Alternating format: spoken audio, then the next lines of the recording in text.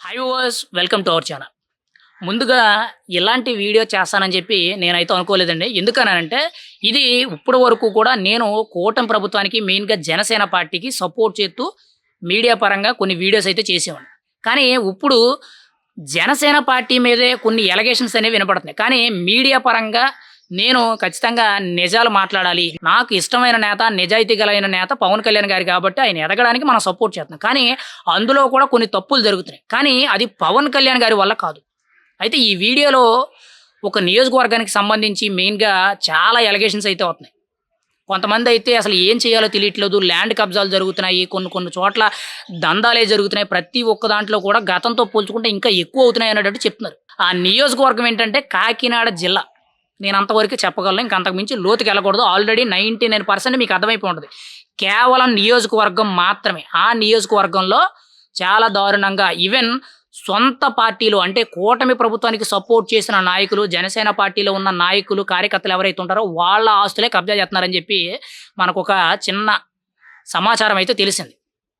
పైగా ఈ వార్త నేను చెప్పడానికి ఇన్ని రోజులు పట్టింది కానీ దాదాపుగా 4, 5 నెలల ముందు ఎన్టీవీలో కూడా ప్రత్యేకించి కూడా ఇప్పుడు నేను ఏదైతే కాకినాడ జిల్లాకి సంబంధించిన జనసేన పార్టీ నియోజకవర్గం ఏదైతే ఉందో ఆ నియోజకవర్గానికి సంబంధించి అక్కడ జరిగిన దారుణాలు కానీ, అక్కడ ఏదైతే ఒక దందా కింద జరుగుతుందో, గతంలో ఏదైతే వైఎస్ఆర్సీపీ ప్రభుత్వంలో జరిగిన అవినీతి అక్రమాలు ఏవైతే ఉన్నాయో ఇప్పుడు అదే విధంగా కూడా జరుగుతున్నాయని చెప్పి, ఇప్పుడు జనసేన పార్టీ ఎమ్మెల్యే తరపున జరుగుతున్నాయని చెప్పి ఒక ఆర్టికల్లే కానీ ప్రత్యేకించి కూడా ఒక స్టోరీ లైన్ అనేది వేయడం జరిగింది. దాదాపుగా 3, 4 నెలల కిందటే. కానీ మనం అప్పట్లో కూడా అది ఎందుకనంటే అంత డేర్ చేయలేదు. డేర్ చేయకపోవడానికి కూడా కొన్ని కారణాలు ఉన్నాయి. ఎందుకనంటే ఎన్టీవీ అనంటే జగన్మోహన్ రెడ్డి గారికి సపోర్టెడ్ ఛానల్ కాబట్టి ఒకవేళ ఫేక్ న్యూస్ అయి ఉంటుంది అనుకున్నాను. కానీ ఈ మధ్యన నాకు తెలిసిన కొంతమంది వ్యక్తులు పర్సనల్‌గా నాతో మాట్లాడేటప్పుడు కూడా ఇలా జరుగుతుంది నియోజకవర్గంలో, పార్టీ కోసం అంత కష్టపడ్డాము. ఈవెన్ మా ఆస్తులే ఇలా కబ్జా చేస్తున్నారు, మా మీదే దందా చేస్తున్నారు. ఎమ్మెల్యే గారి కంటే ఎమ్మెల్యే వాళ్ళ కుటుంబ సభ్యులే గాని, వాళ్ళ అనుచరులు ఎవరైతే ఉన్నారో వాళ్ళ దందా ఎక్కువైపోతుందని చెప్పి చాలామంది చెప్తున్నారు. దయచేసి జనసేన పార్టీ ఆ ఎమ్మెల్యే ఎవరనేది మీకు చాలా క్లియర్ కట్‌గా అర్థమై ఉంటది. నేనైతే నేరుగా పేరు చెప్పకూడదు కాబట్టి నేను చెప్పేదేంటంటే ఇలాంటివి ఎటువంటి ఏవైనా ఉంటే గాని కొంతవరకు కూడా తగ్గించుకుంటే మంచిది. గత ప్రభుత్వం ఇలా చేయబట్టే, ఇలాంటి వ్యవహార శైలి ఉండబట్టే, ఈ అవినీతి అక్రమాలు చేయబట్టే ఈరోజు ఇంత దారుణంగా ఓడిపోయి ప్రజల విశ్వాసాన్ని కోల్పోయింది. పైగా ఇన్ని దారుణాలు జరుగుతున్నాయి కదా! ఈ దారుణాలన్నీ కూడా పవన్ కళ్యాణ్ గారి దృష్టికి వెళ్ళడం లేదు.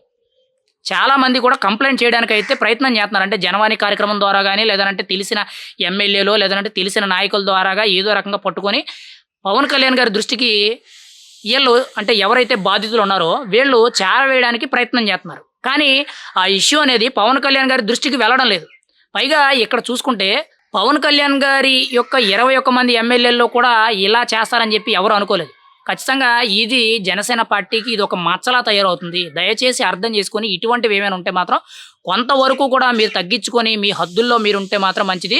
ఇవి ఎమ్మెల్యే బ్యాక్‌గ్రౌండ్‌లో ఉన్న అనుచరులే కానీ మెయిన్‌గా కుటుంబ సభ్యులకు సంబంధించిన ఎవరైతే బంధుమిత్రులు ఉంటారో వీళ్ళు చేస్తున్నారని చెప్పి పేరైతే వస్తుంది. ఎమ్మెల్యే గారు కొంత బాగానే ఉన్నారు.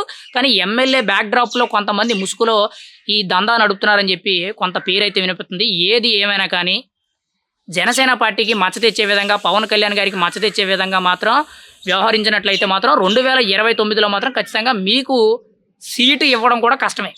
దాన్ని కంట్రోల్ చేయవలసిన బాధ్యత అనేది ఖచ్చితంగా ఎమ్మెల్యే గారి మీదే ఉంది. దయచేసి ఇటువంటి అవినీతి అక్రమాలే గాని, భూ కబ్జాలే గాని, భూదందాలు ఏవైతే ఉన్నాయో ఇవన్నీ కూడా కంట్రోల్ చేస్తే మంచిది.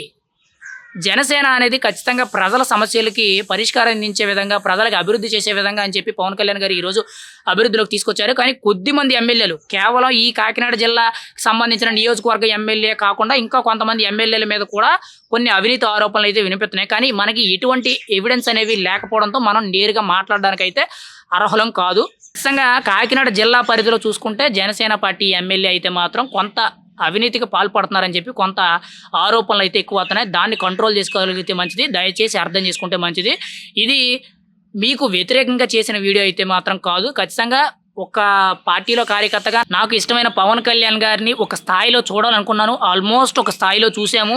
ఇంకొక 5-10 ఏళ్లలో పవన్ కళ్యాణ్ గారు అయితే మేము అనుకున్న స్థానంలో ఉంటారని చెప్పి, దానికోసం అని చెప్పి మా జీవితాలు కొంచెం పణంగా పెట్టి మేము చేస్తున్న ఉద్యోగాలు మానేసి మేము ఈ ఫీల్డ్లోకి వచ్చి పార్టీకి సపోర్ట్ చేయడమే కానీ, పార్టీకి మీడియా పరంగా కొంత సపోర్ట్ ఇస్తూ మేము వర్క్ చేస్తాం. అంతే తప్పితే మిమ్మల్ని వ్యతిరేకిస్తూ అయితే మాత్రం కాదు. మేము కేవలం పవన్ కళ్యాణ్ గారి మీద ఉన్న అభిమానంతో మాత్రమే చేస్తున్నాము.